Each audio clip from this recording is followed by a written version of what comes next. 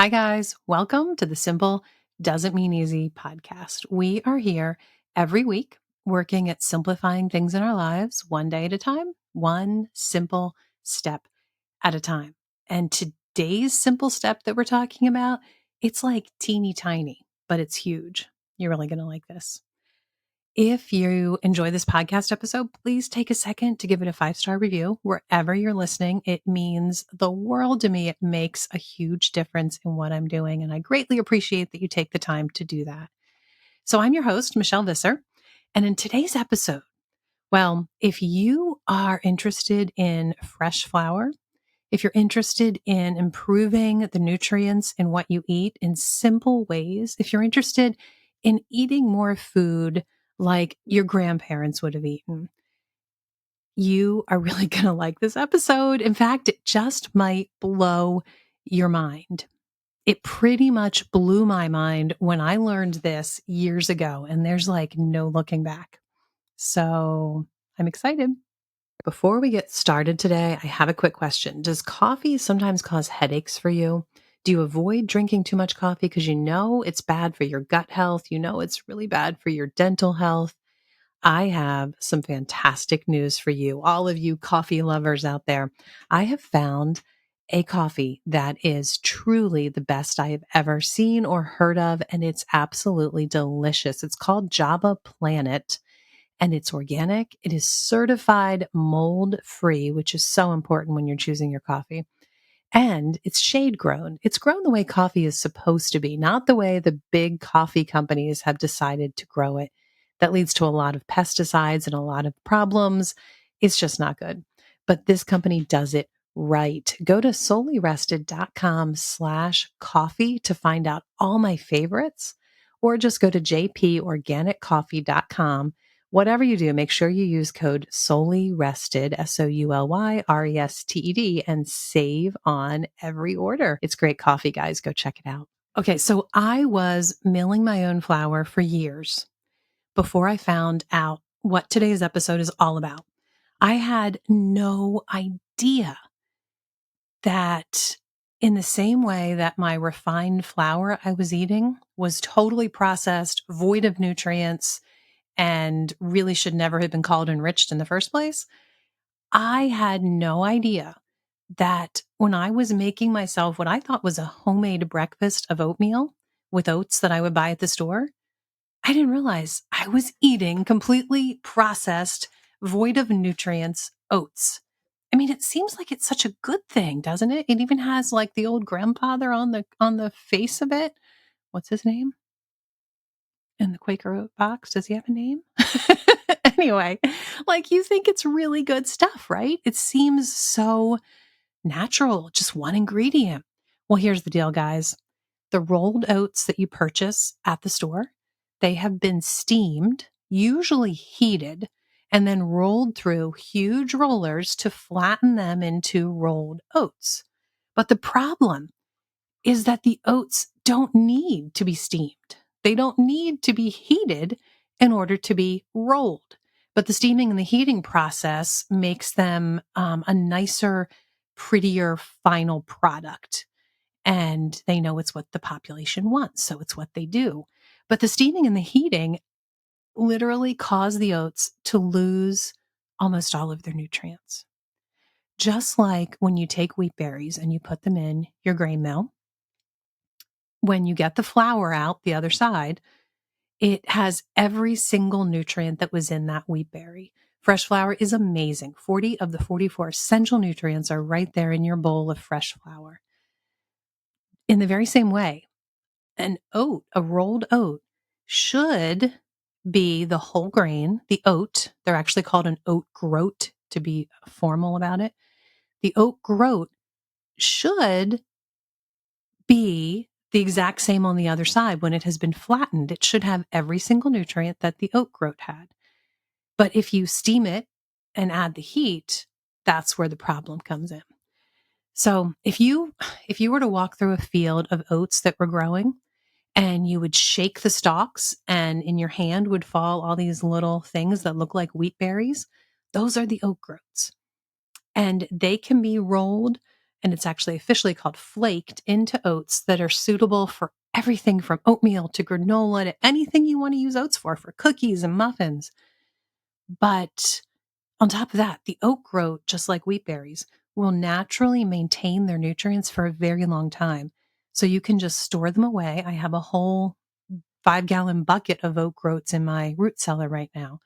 You can store them away for years and years, and all the nutrients are preserved the way that God had it growing in the field right there inside the hull of the oat groat.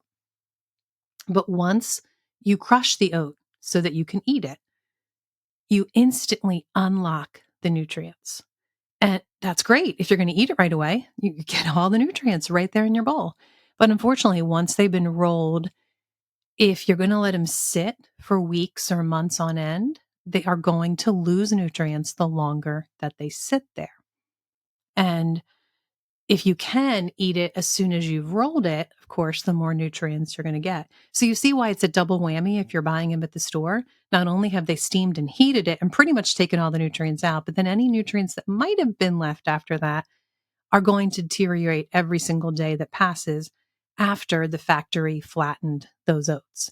So unfortunately, you think you're making yourself a really good, nutritious breakfast that's just a few wholesome ingredients. But unfortunately, guys, it's just like eating enriched flour. You've lost the nutrients. It's really sad. So, how do you flake oats? It actually is so much easier than you would even imagine. Really. I was shocked. Even once I bought the flaker, I still thought it can't be this easy, but it really is. So, first thing you want to do is decide an oat flaker that's best for you. We'll talk in a minute about other options if you don't want to go out and purchase a machine for this, but let's assume that you do. Decide the one that's best for you. Basically, your choice is pretty much two things: a hand crank one or an electric one. We have an electric one because I wanted the ease of it and it's so much faster.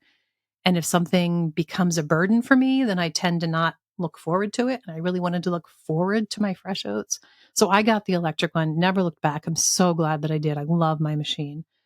By the way, everything we're talking about today, you can access this information and a link to the oat flaker that I use at solely rested, SOULY rested.com/oats, OATS, solelyrested.com/oats.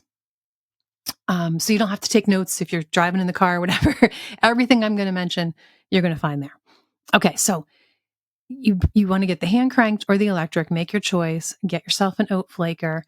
And then you need to, of course, get some oat groats. The number one thing I would recommend is make sure they're organic. If you can, know the source, just like with your wheat berries, that is always going to be your best option. So I get my my oat groats from Azure Standard, and I will link to all that information in the article, solelyrested.com/oats. But also, if you have my pantry checklist, they're on there too. If you want to know how to get that, which covers so much more than just wheat berries and oats, covers all the ingredients that are important to me in my pantry, solelyrested.com/pantry, and you can access that. So what did I want to tell you? So organic, you want to make sure they're organic. That's the most important thing. So once you have your flaker and once you have your oat groats, then you want to have another decision to make if you want to moisten your oat groats or use them dry. I use them dry.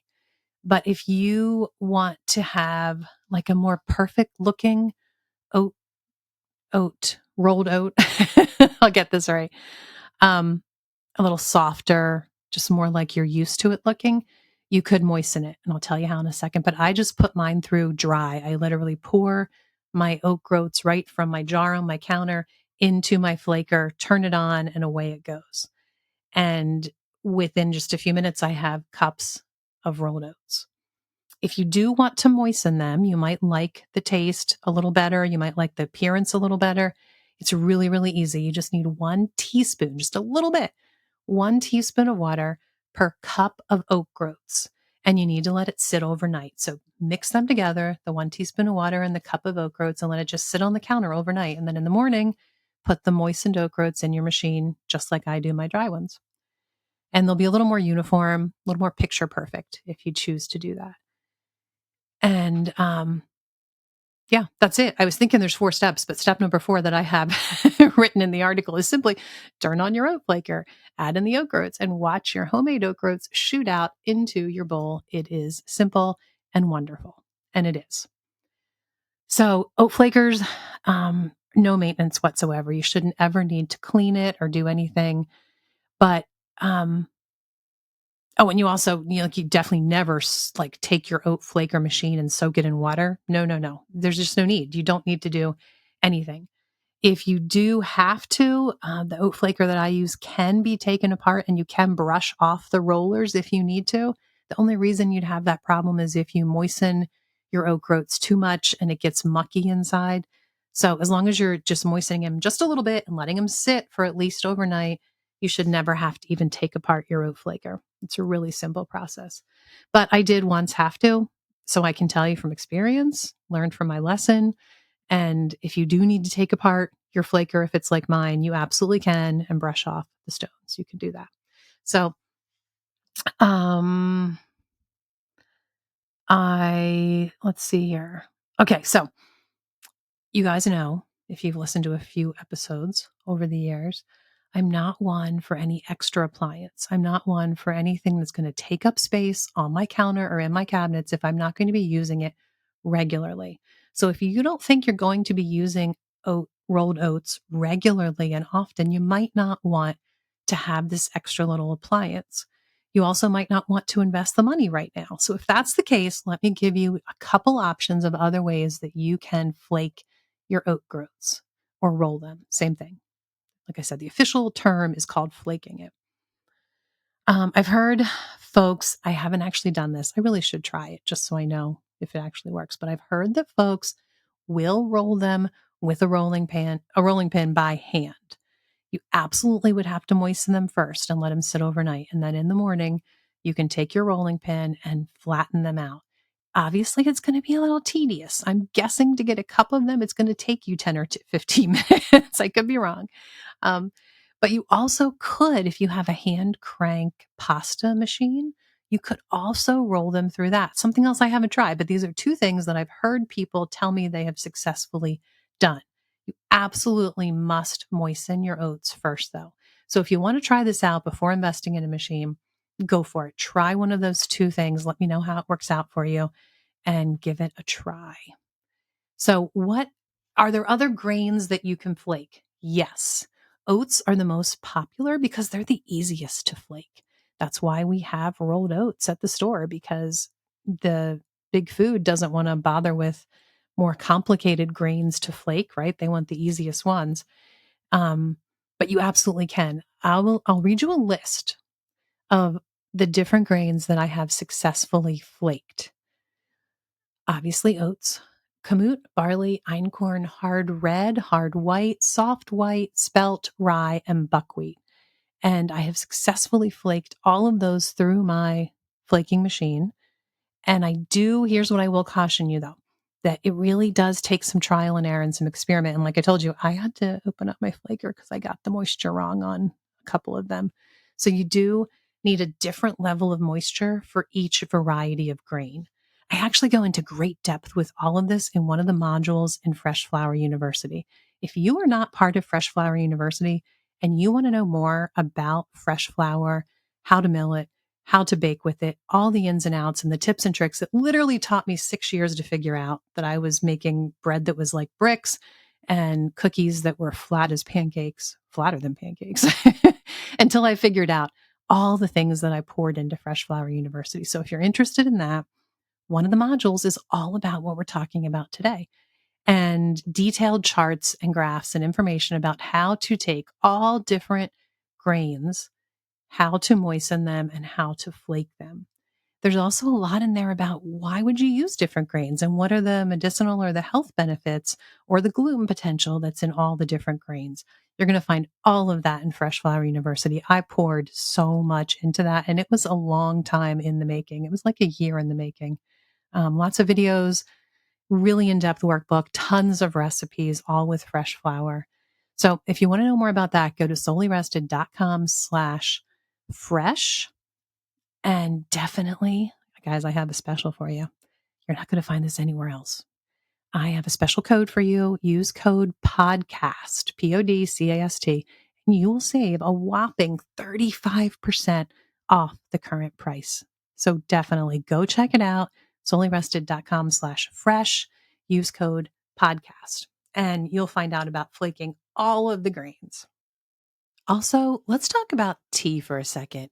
If you've been following me for any length of time, you know that I absolutely love making my own tea blends for a whole lot of reasons. But the truth is, I don't grow my own tea plant. And even though I grow a lot of herbs and other things to add to my tea blends, I don't grow things like Assam and Nilgiri and rooibos. In fact, rooibos only grows in one part of the world, one specific part of South Africa. Anyway, my point is, I couldn't make tea blends without Positively Tea. And if you want to go check out my favorite blends, go to soullyrested.com/teas, TEAS. I also have a special savings code waiting for you there. And this company, I can't tell you enough how much I love everything about this company. I'm so thankful that they're sponsors of this podcast. So please go give them some love. And by the way, I have 3 tea blends right at the top of that page right now that I think is what has kept me healthy all winter. I'm enjoying these 3 blends. They've been boosting my immunity and they're absolutely delicious. Seriously, go check it out. Solely Rested, SOULY rested.com/TEAS. So, do you find yourself sacrificing quality in the name of non toxic, especially when it comes to personal care items, beauty products, soaps, lotions, all that good stuff? Well, guys, those days are over because I absolutely love everything that I use from hearthandhomesteadstore.com. Go to soullyrested.com/soap, SOAP, if you'd like to see all my personal favorites. These are items I use on repeat that I would not have that I would not have in my home. And these things, every ingredient is all natural.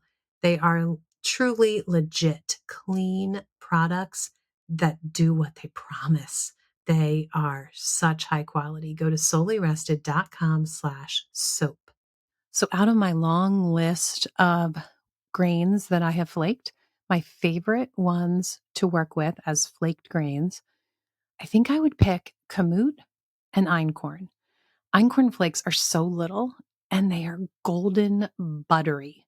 They really are a nice taste. The kamut, on the other hand, are the exact opposite. They're very large. They're really pretty yellow flakes, and they really make an amazing granola because the bigger the flakes, the larger, more textured clumps you're going to have in your granola. And I don't know about you, but I really like the big clumps when I'm eating my granola. I get disappointed when I make it myself, and sometimes I don't have those big clumps. It's just not as good. So kamut, flaked kamut is the way to go if you want the best clumpy, wonderful homemade granola. But at soullyrested.com/oats, I'm going to share with you a granola recipe.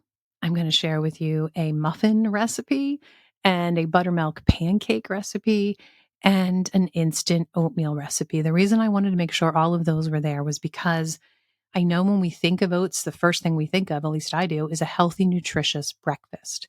Breakfast is so important to start our day well. And I wanted to give you some instant recipes with either fresh flour or with fresh flaked oats that you can really get your day off to a good start. And I find that on the mornings that I have a good breakfast. Now, for me, it's not usually really early because I can start with the late breakfast and I take advantage of that. So I'm not personally saying you have to get up at the crack of dawn and have a big breakfast, but when I do start the day with a breakfast, even if it's a little later, I see so many benefits. I mean, I'm not snacking as much throughout the day if I have a good breakfast. And I mean, it's true for kids that, you'll see a meltdown if they don't have a good breakfast, but it's also true for me sometimes. I have more meltdowns if I don't have a good breakfast. And I just have more steady energy and I'm able to be more calm and focused throughout the day. And my mood is more even. And, it makes the day better and it makes the morning better if you have a good breakfast. So go to soulyrested.com/oats, OATS, and grab these recipes and learn how to make instant oatmeal. You don't need to buy those packets of oatmeal, guys. Not only do they have processed ingredients in them, but you've already learned what those oats are. Those oats are nothing. They are void of any nutrients. So don't do it. Don't waste your money. Don't eat the crap. Don't eat the extra sugar and the seed oils that are in there. Make your own instant oatmeal. It's so easy. You can flake your oats and you can add the whatever ingredients your family is going to like the best. I give you suggestions on my recipe and start enjoying instant oatmeal made with fresh oat groats. Guys, it's fantastic. Now, I will make a half-gallon jar of it and it will last me for a week or two, and that's okay. It is going to have a little less nutrients. I told you that the second that oat groat is flattened, you start to lose nutrients. But just a few weeks into it, trust me, it's still really, really good for you. And I go for the ease of having it all mixed that I can just pour it into my bowl, add some hot water, and breakfast is ready. But you could also flake your oats every single day and you can have your ingredients in jars handy. Like you can have a little oatmeal station and put in your different ingredients on a daily basis as you go. However you want to do it, get the whole list of all the ingredients that I recommend at soulyrested.com/oats. So there you go. I hope that this was eye-opening for you. It was a huge game changer for me. I've been using fresh flour for years before I figured out this. And now that I have both under my belt, man, life is good and I feel so much better. So I hope you enjoyed this episode and I'm excited to be back, by the way. I know we took a break there and I told you I was going to have big excitement to tell you, but I'm not quite able to tell you yet. So I don't want to keep you hanging, but I'm not able to yet. So I'll let you know as soon as I can. I'll stop hinting at it because that was never my intention. I had no idea it would take this long for this project to become real. So anyway, stay tuned for that. But that's it for today. I hope you enjoyed listening and thanks for listening, guys. Remember, it's easy to forget how blessed we are to live this life. So enjoy the simple everyday efforts. It's not easy, but it's definitely a good life.